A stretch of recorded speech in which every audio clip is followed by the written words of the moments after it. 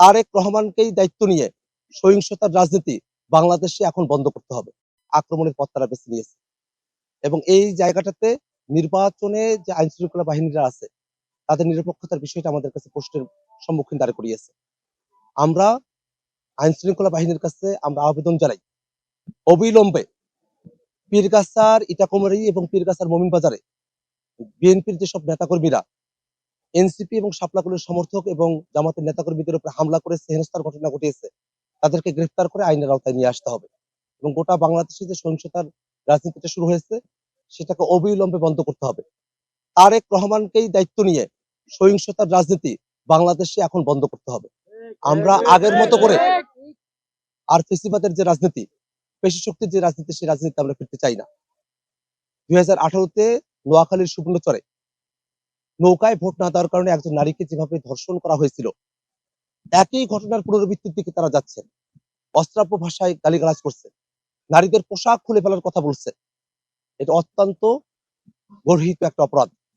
আমরা বিএনপি নেতৃবৃন্দকে এবারের নির্বাচনে সংযত হয়ে আওয়ামী লীগের স্টাইলে না, নতুন বাংলাদেশের যে রাজনীতি সেভাবে তাদেরকে নির্বাচনী প্রচারণায় অংশগ্রহণ করার জন্য আমরা উদাত্ত কণ্ঠে আহ্বান জানাই। আমরা রংপুর 4 কাউনিয়া পীরগাছা আসনে আমরা জনগণের দুয়ারে দুয়ারে যাচ্ছি, বিভিন্ন পাড়া মহল্লায়, এবং সেখানে কি অভূতপূর্ব একটা সাড়া আমরা খেয়াল করছি।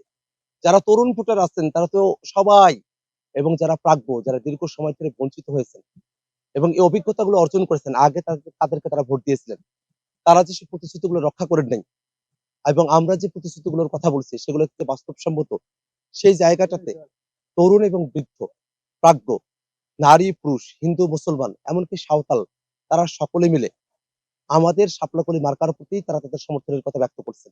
আমরা খুবই আশাবাদী।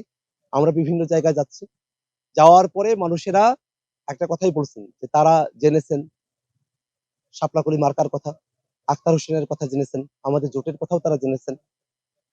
টিভিতে, পত্রিকায় বা মোবাইলে তারা আমাকে দেখেছেন, কিন্তু তারা আমাকে সামনাসামনি দেখতে চান। তারা আমাকে সামনাসামনি, তারা আমাকে দেখে হাত ধরে মাথায় হাত বুলিয়ে তারা দোয়া করতে চান। আমরা এটাকে আমাদেরকে অভিভূত করছে।